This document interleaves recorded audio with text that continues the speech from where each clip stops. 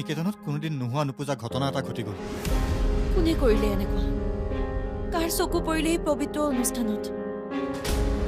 দাদাৰ দৰে মানুহ এজনক পুলিচে আহি লৈ গ'ল। কথাটো কিবা মানি ল'বলৈকে টান লাগিছে। মোৰ ভাগ্যখনে এনেকুৱা হ'ব। মই য'তে যাওঁ তাতে মোৰ লগত কিবা নহয় কিবা হৈ যায়। মোৰ ভাগ্যতে দুখবিলাক আহি পৰেও।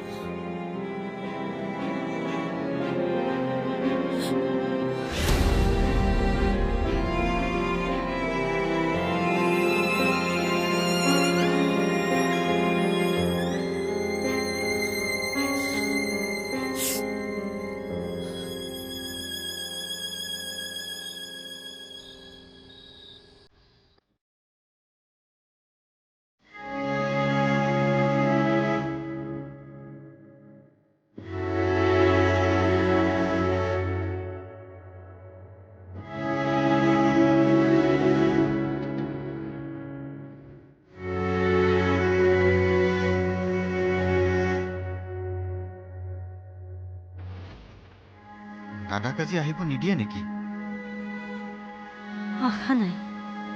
দাদাৰ খোৱা বোৱা কি হ'ব? দৰৱখিনিও খাব লাগিছিল নহয়। কি কৰোঁ বাইদেউ? নহ'লে এটা কাম কৰোঁ নেকি? খোৱা বস্তু আৰু দৰৱখিনি নি ময়ে দি থৈ আহোঁগৈ। বেয়া নহয়, ময়ো যাওঁ নেকি? এটা কাম কৰা, ছাৰৰ ভাতখিনি সোনকালে বনাব দিয়া আৰু দৰৱখিনি ওলোৱা। থানাততো খোৱা বোৱা কৰিবলৈ দিব চাগে ন? নিদিলে কেনেকৈ হ'ব?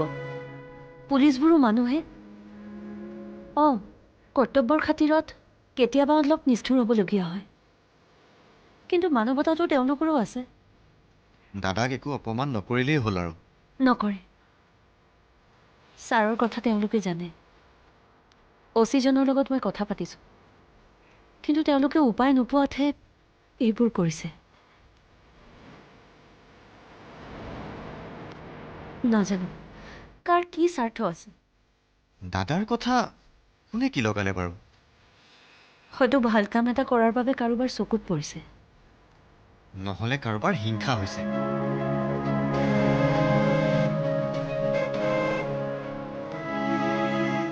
গাড়ীখন আমাৰ ইয়ালৈ আহিছে নেকি বাৰু? হ'ব পাৰে। কোন হ'ব বাৰু? পুলিচ নেকি? ৰ'বচোন মই চাই আহোঁ।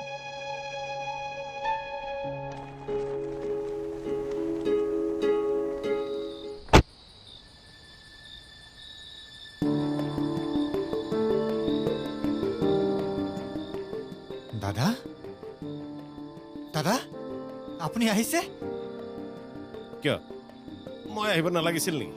এই কি যে কথা কয় দাদা। আপুনি নোহোৱাত আমাৰ এই আশ্ৰয় নিকেতনখনেই মৰি খালিৰ দৰে হ'ল। বলক বলক। বাইদেউ, বাইদেউ দাদা আহিছে। ছাৰ আহিছে?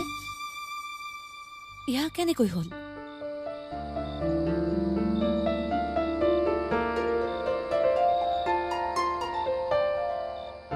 আপুনি পালেহি? মানে সিহঁতে আপোনাক আহিব দিলে? মই জানো কোৱা নাছিলোঁ? মই যেতিয়া অপৰাধেই কৰা নাই, মোক শাস্তি দিব নোৱাৰে। ৰতন, ছাৰৰ কাৰণে গৰম পানী ৰেডি কৰা, গা ধুবলৈ। হ'ব বাইদেউ, আপুনি দাদাক লৈ আহি থাকক, মই এতিয়া পানী ৰেডি কৰোঁগৈ।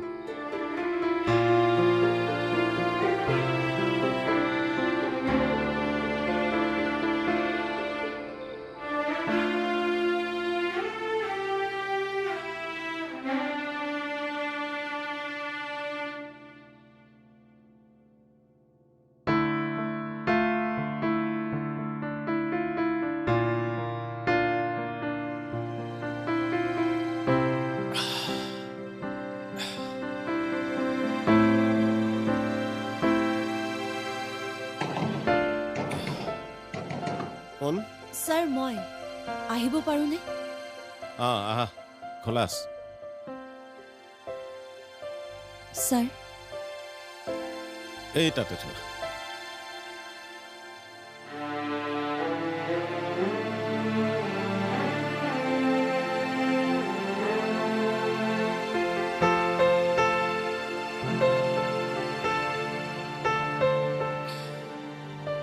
কিবা ক'বা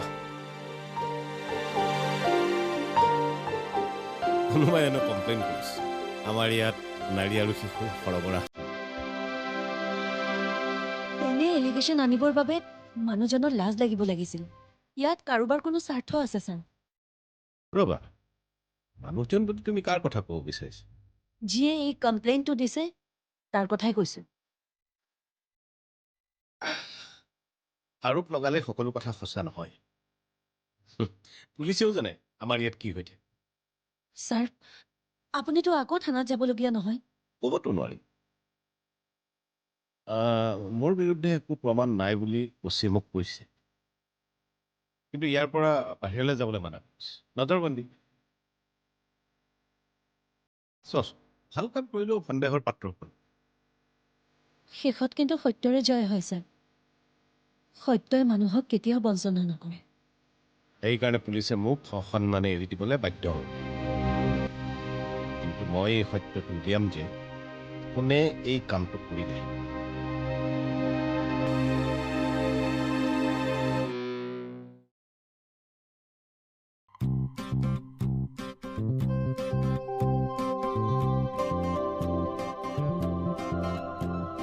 অ' লিংডু ক'ত গৈছিলা হে গৈছিলোঁ এফালে হেই ৰ'বাচোন তুমি মোক যে একো পাত্তাই দিয়া নাই যে পাত্তা কি দিব লাগে আৰু পাত্তা নিদিবলৈ মইনো কোন মোকনো কোনে পাত্তা দিয়ে হেই লিংডু আৰে হৈছে কি তোমাৰ কি হোৱা দেখিলে এনি টাইম খালি লোকৰ পাছত লাগি থাকে ন কি তোমালোকৰ কিবা প্ৰব্লেম হৈছে বুজিছা কি প্ৰব্লেম হোৱা দেখিলে একো হোৱা নাই আজি ৩-৪ দিনৰ পৰা মই মন কৰিছোঁ তুমি মানুহটো অলপ অফ হৈ আছে আৰু কালি আৰু আজি ষ্টেলা অফিচলৈ অহা নাই হা কেছ কি কিবা ভাল খবৰ আছে ন কি ভাল খবৰ থাকিব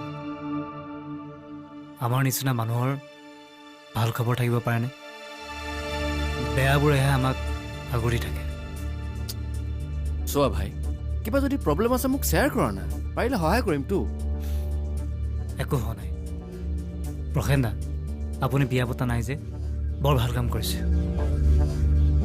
অকণমান সৰু সুৰাকৈ প্ৰব্লেম আছে মই নিজে ঠিক কৰিব পাৰিম সংসাৰ আৰম্ভ কৰিছেহে সমস্যাৰ মাজত ডুব যাবৰ হ'লেই বয়স হ'লে কি হ'ব এইকেইটাৰ কোৱা কি কথা আছিল ছাৰ আমাৰ স্কুলৰ ছামাৰ কেম্পৰ অনুষ্ঠানটো এইবাৰ হ'বনে হ'ব কিয় নহ'ব নহয় মানে পৰিস্থিতিবোৰ এনেকুৱা হৈ আছে চোৱা পৰিস্থিতি আমাৰ লগতহে হৈছে এই ল'ৰা ছোৱালীবিলাকৰ ওপৰত ইয়াৰ প্ৰভাৱ পৰিবলৈ দিব নোৱাৰি সিহঁতৰ কামবিলাক এজ ইউজুৱেল চলি থাকিবলৈ দিয়া ঠিক আছে ছাৰ মই এজেণ্ডাখন ৰেডি কৰিম আপুনি এবাৰ চাই দিব মোৰ যিয়ে নহওক এই আশ্ৰয় নিকেতনখন চলি থাকিব লাগিব মই যদি জেললৈও যাব লগা হয় আশ্ৰয় নিকেতনখন চলাই থাকিবা মোক আপোনাক জেলত যাবলৈ নিদিওঁ ছাৰ লাগিলে আপোনাৰ জেগাত মই জেলত যাম মোৰ কাৰণে তুমি কিয় জেললৈ যাবা কাৰণ মই জানো আপুনি কেতিয়াও অপৰাধী হ'ব নোৱাৰে জানি শুনি মই কোনোদিন অপৰাধ কৰা নাই আৰু মোৰ জ্ঞান থকালৈকে মই নকৰোঁ কিন্তু এনেকুৱা এটা পাক চক্ৰত সোমাই পৰিলোঁ যে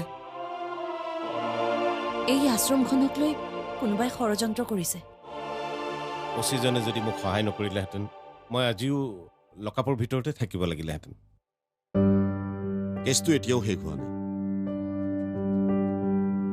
উইথ ডিউ ৰেচপেক্ট মই যে তেখেতক থানাত ৰখা নাই আৰু এখেতৰ ওপৰত যিটো আৰোপ ৰাখিছে কেছটো শেষ হোৱালৈকে টাইম ল'ব অকণমান ছাৰৰ দৰে এজন ব্যক্তিৰ ওপৰত মিছা আৰোপ লগোৱাটো একেবাৰে ভাল কথা হোৱা নাই চৰি মেম আপুনি যদি বেয়া নাপায় মোৰ এখেতৰ লগত অকণমান জৰুৰী কথা আছে প্লিজ ঠিক আছে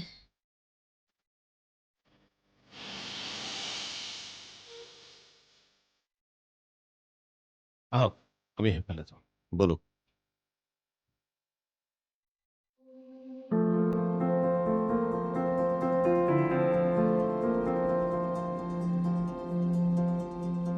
এই চিন্ময় তুমি কথা এটা লক্ষ্য কৰিছানে কি কথা ৰবীনৰ কিবা এটা হৈছে বুজিছা আৰে মই কিবা এটা কথা কৈ আছো আজি ষ্টেলা অহা নাই দেখা নাই সিহঁতৰ কিবা হৈছে সিহঁতে নিজে ছল্ভ কৰিব নহয় তাতে তোমাৰ মনে মনে ন'টিচ কৰি থকাৰ কি দৰকাৰ আৰে ভাই সিহঁত আমাৰ কলিগ হয় তাতে আমাৰ জুনিয়ৰ আৰু এই সৰু ল'ৰা ছোৱালীহাল যদি কিবা বিপদত পৰে আমি সহায় নকৰিলে কোনে কৰিব সিহঁতে তোমাৰ সহায় বিচাৰিছে নিবিচাৰিব পাৰে সেই বুলি আৰু সিহঁতৰ পাৰ্চনেল লাইফৰ কথাটো তুমি মই জনাটো দৰকাৰ আছে বুলি মই নাভাবোঁ আৰু ৰবিনকচোন তুমি সুধিছিলা সি ক'লে তোমাক গতিকে সিহঁতে এইটো বেলেগে জনাটো নিবিচাৰে গতিকে তাত ইমান মাথা মাৰি আছা কিয় নোৱাৰোহে কাৰোবাৰ কিবা বিপদ হ'লে সহায় কৰি দিবলৈ মন যায় আৰু যদি কাৰোবাক সহায় কৰিব নোৱাৰো সহায় কৰিব লাগে কিন্তু লোকৰ ঘৰৰ সমস্যাবোৰ খুচৰি খুচৰি সহায় কৰিবলৈ গ'লে কেতিয়াবা অপমান পাব লগা হয় ৰবিনে জনাব বিচৰা নাই নজনাকে থাকা তুমিও বৰ কিবাহে তুমিহে তোমাৰ এই কিবা স্বভাৱটো সলনি কৰা নহ'লে বৰ বিপদত পৰিবা বুজিছা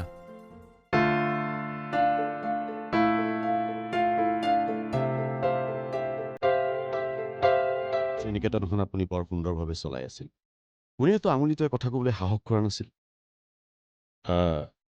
মানুহে বেয়া পাব পৰা কোনো কামেই মই কৰা নাই কিন্তু এই মহুৱাৰ নামৰ মানুহজনী অহাৰ পিছত আপোনাৰ তাত এটা আৰোপ লগাই দিলে তাৰ কাৰণ আপুনি মহুৱাৰ যে নহয় এই কথাটো ভাবে নেকি